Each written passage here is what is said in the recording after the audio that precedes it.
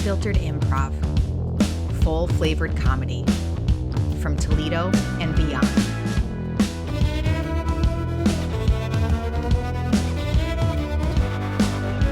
Hello and welcome to another episode of Unfiltered, full-flavored comedy, bringing you some improv right here on the radio. What's improv? Oh my goodness, it's only the greatest, most amazing, made-up, spontaneous, on-the-fly humor you've heard tonight. That's right, at least tonight it'll be the best improv you've heard. I hope that is true. Tonight's players are Paul Bergman, Megan Zaremski, Lillian Lee, Brian Poplowski, Bonnie Schmitz, Josh Kaiden, Greg Schmitz, and yours truly, Robin Molly. Tonight's first game is called Good News, Bad News. News, whether it's the liberal media or the conservative media, they've all got a bad rap. So our team of performers tonight are going to take over delivering some news that you maybe haven't heard quite yet.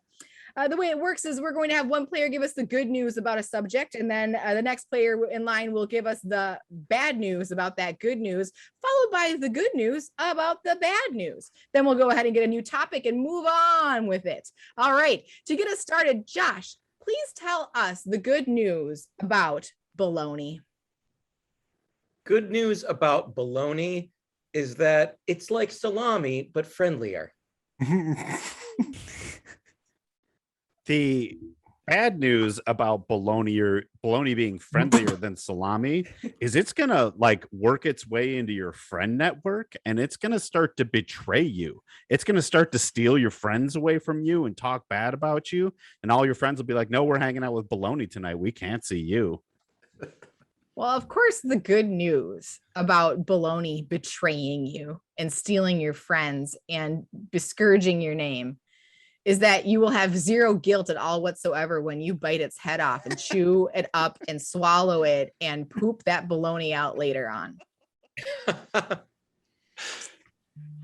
All right. Megan, can you give us the good news about new hairstyles?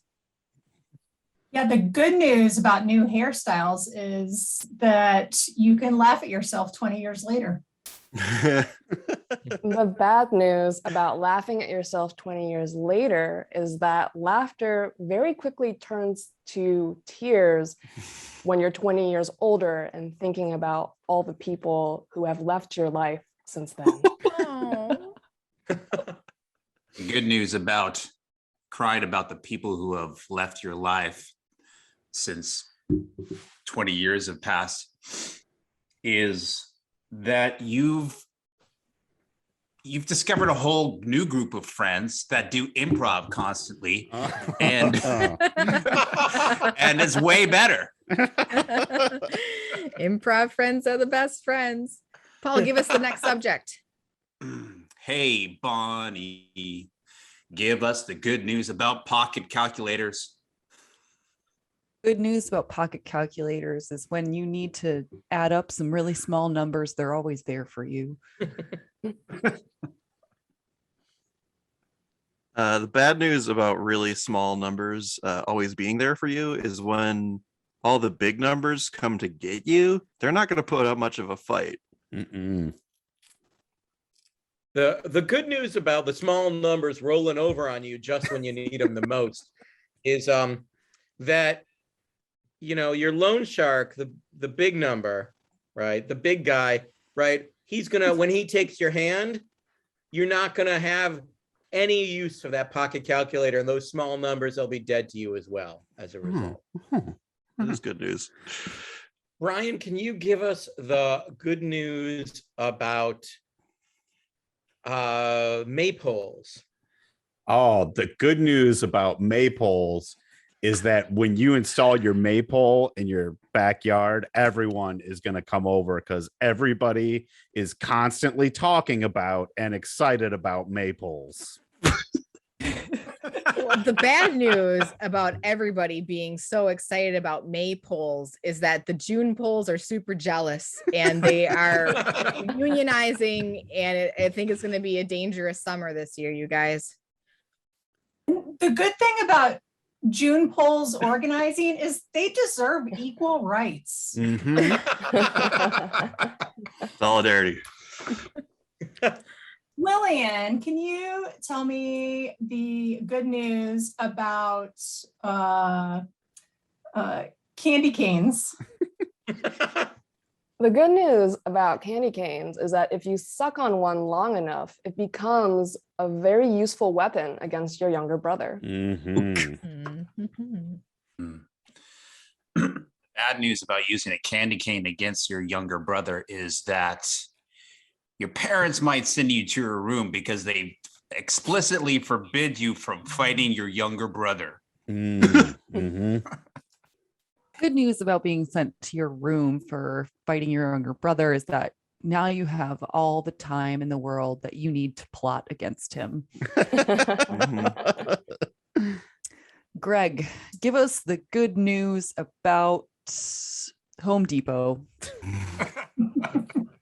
The good news about Home Depot is that if you go there to get your boards cut so you don't have to do it at home, there's like a pretty good, I'd say like 30% chance that they'll get the measurements correct.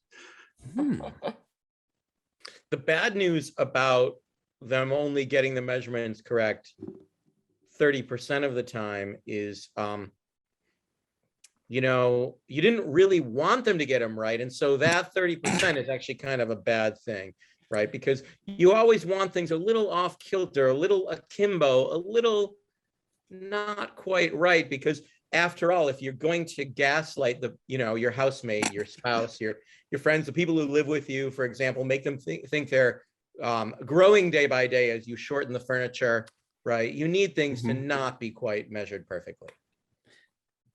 The bad or the good news about not being able to gaslight your roommates, I think, Yes. is that they have actually already reported you to the authorities because of your other malicious activities. And by Home Depot getting your stuff right and you not being able to mess with their minds, you actually escape going to prison. Oh. Well, I'm happy to learn how I'll finally get out of this jail time I've got coming my way. And on that note, we'll go ahead and move on to our next game, which is Foursquare. The way this game works is we will have 4 players, each partnering up in teams of 2, and we will rotate through these scenes where we will have 4 different scenes, and we'll jump through them from scene to scene, and you'll go ahead and see them take a different direction with each edit that we make. Our players for this game are Josh, Lillian, Paul, and Bonnie. We're going to need some suggestions for them. For Josh and Lillian, can we get a suggestion of a location? Where are these two? The zoo.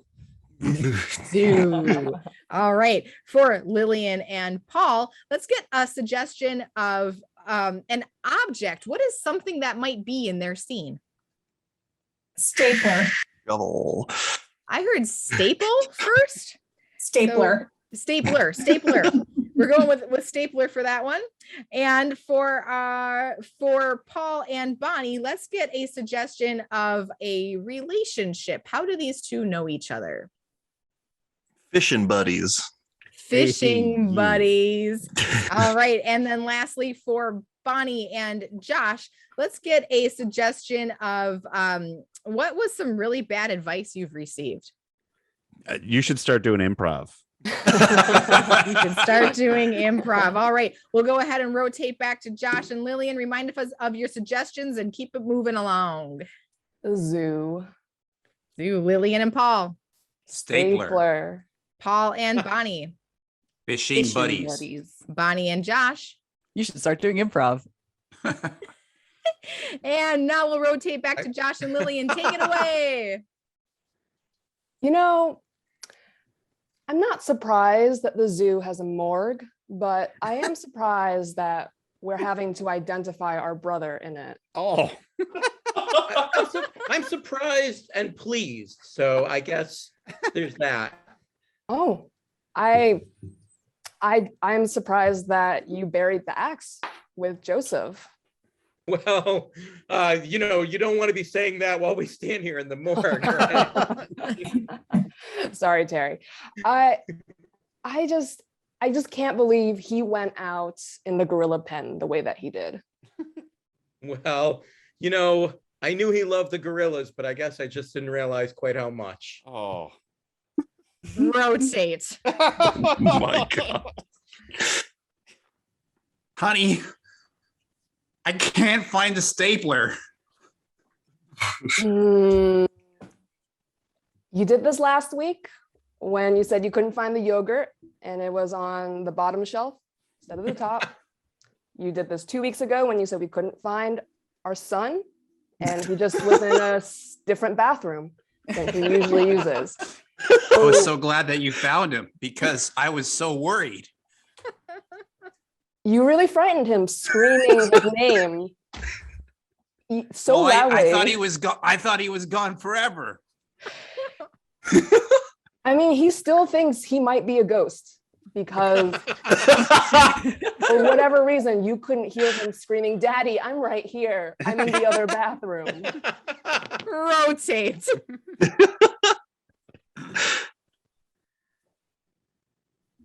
Oh my not God, cooking. Bill, you hooked me again. Bill. Well, you why do you have to stand so close to me? Because you smell good. You know I like Well, sniffing you. I know I smell good, but I would think with the outdoors, I wouldn't smell that good. You know I'm attracted to the scent of fish. Yeah, And you smell just like a fish, Bill. yeah.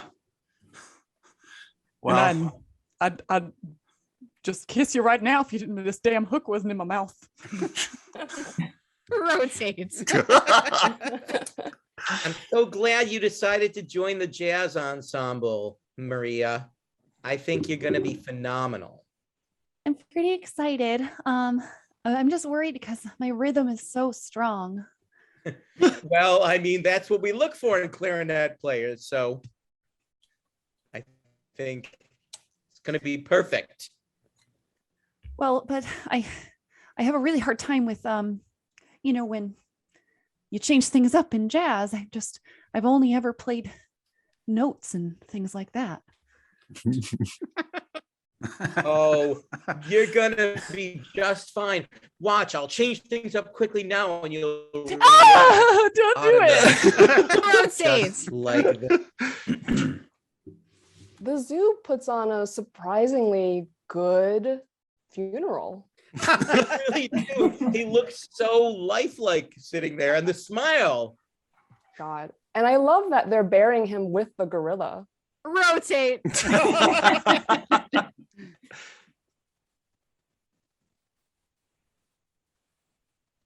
You have to admit that you have a problem, honey. I know, and I don't know how to tell you this, but I lost our car. And I don't know I forgot where I parked it. I don't know how to tell you this, but I took the car and I drove it to your best friend's house. Oh.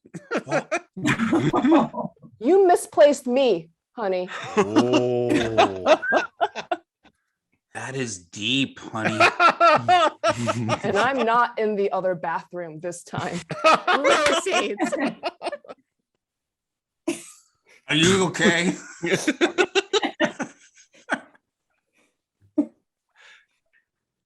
I'm all right, Bill.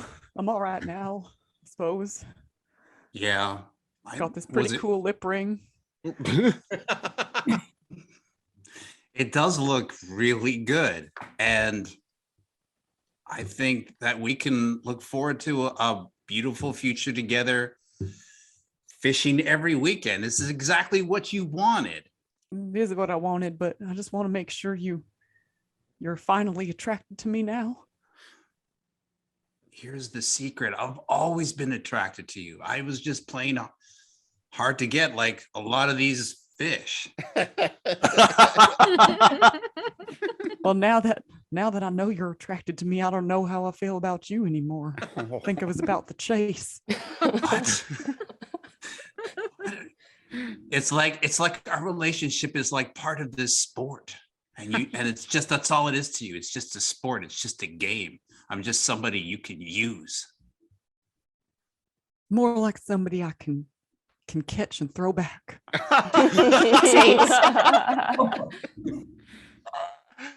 Okay, just to show you that you can adjust to change. I'm not going to call you Maria anymore. I'm going to call you Lynette. Don't do that. I don't like it. I really don't like it. Oh, you're used to it by now, Lynette. See, look, tears of joy. Yeah, okay, I can try. I can try to play clarinet right now. You can. Yeah, you can. I can do it. I can really try. Yeah. That's exactly the tone we were looking for when we brought you on. That's good. Just sadness pouring out of my soul, and you like it. That's great. It's wonderful, Lynette. It's magical. And watch, now you're Maria again. See, that's changed. Thank God. I really thought everything was going to change.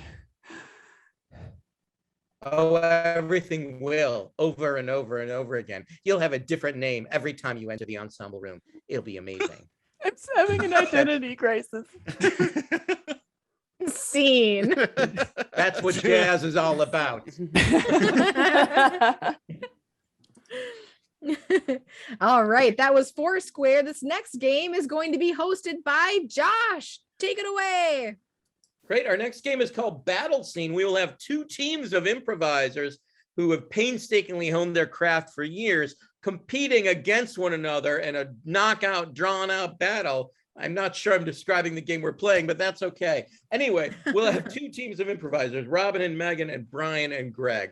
We'll give them one location where a lot of different things could be happening kind of all at the same time. And we will see two totally separate scenes. We'll go back and forth between them a couple times. And when I call battle scene, somehow in some miraculous way, these exceptionally finely honed, finely tuned instruments of players will come together in one scene of extraordinary proportions. It's a lot of pressure. Yeah, seriously. No Tone it pressure down. whatsoever, because I'm confident that at least 3 of the 4 of you can handle this.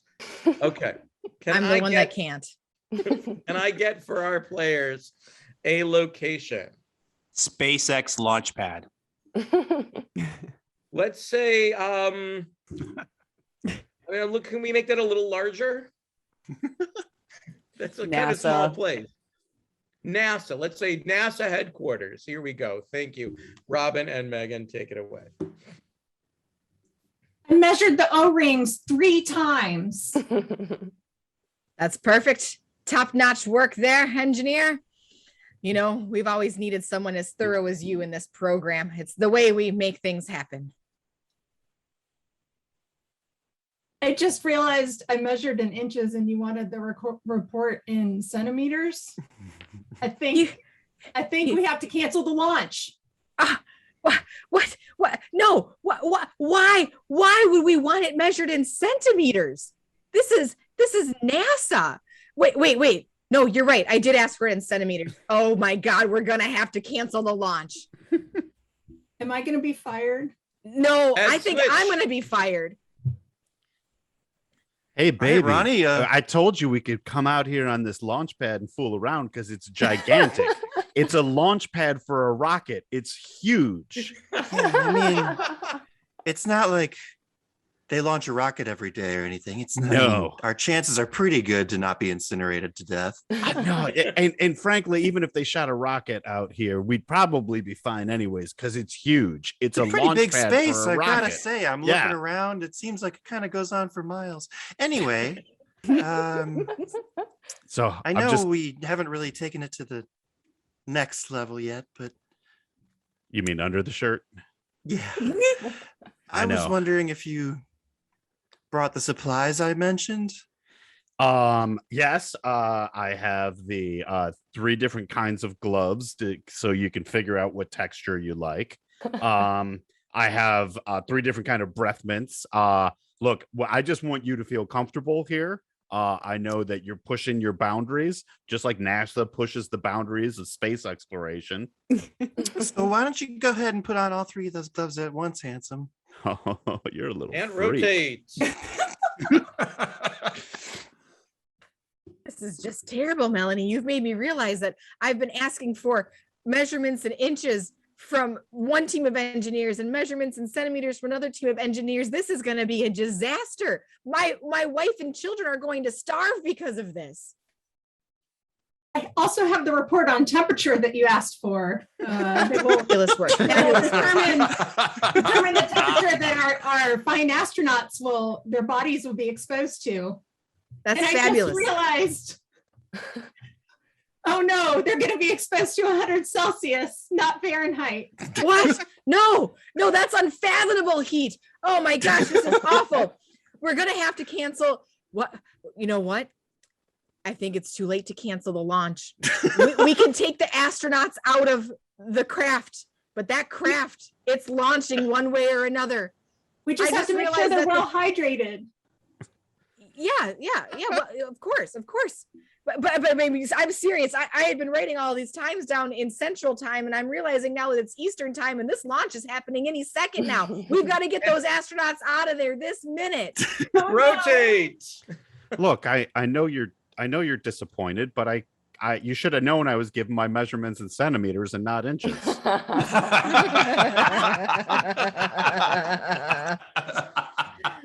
Look, I didn't know what to expect, really.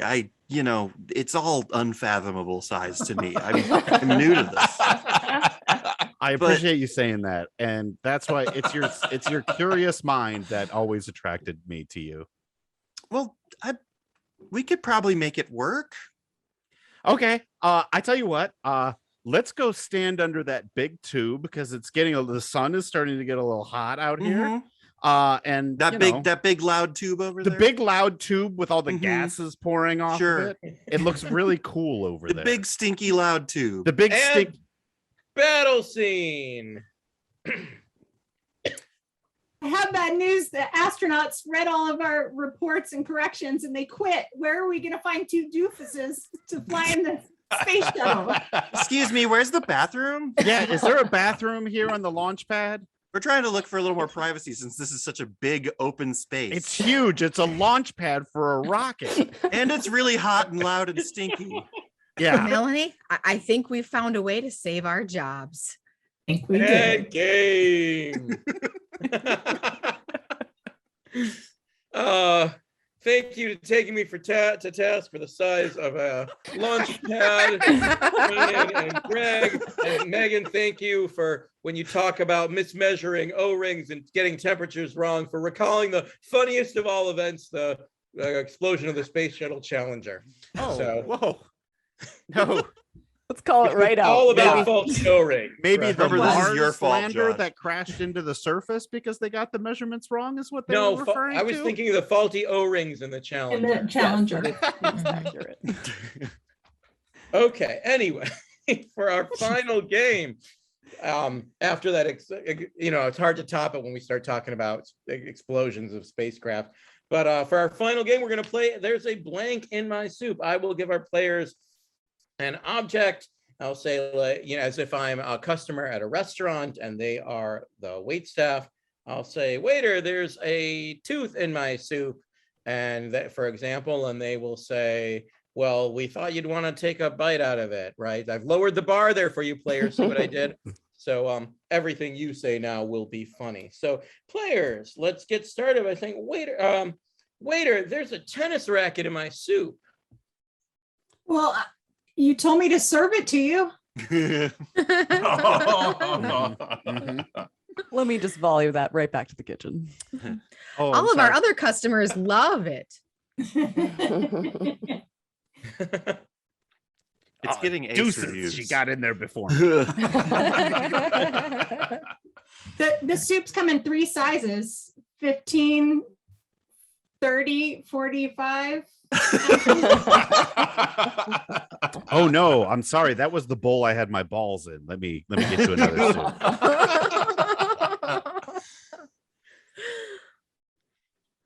Okay, players. Waiter, there's a balloon in my soup. Quit clowning around. You said you had no allergic reactions, including to latex. We find many customer complaints to be inflated and that it's not as bad as they say. That's interesting. Let me see that balloon.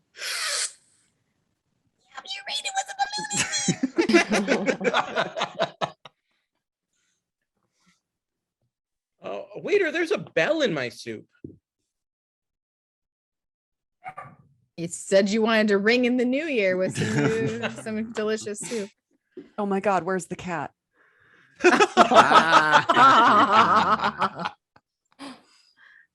Yeah, and just ring it when you're ready for a refill, and I'll be right back. I'm just as alarmed as you are. And finally, players, waiter, there's a painting in my soup. Wait, Josh, I wanted to do one more for the there's a bell in my soup. Please, by all means. Yeah. And if you ring it, you'll get the angel wings for dessert. Oh.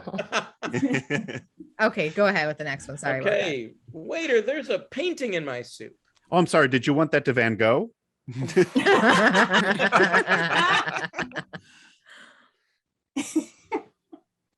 It's delicious. It made Mona Lisa smile. The chef's really been trying to brush up on his work. Hey. The chef's going through a blue period. Yeah. What's your pointillism?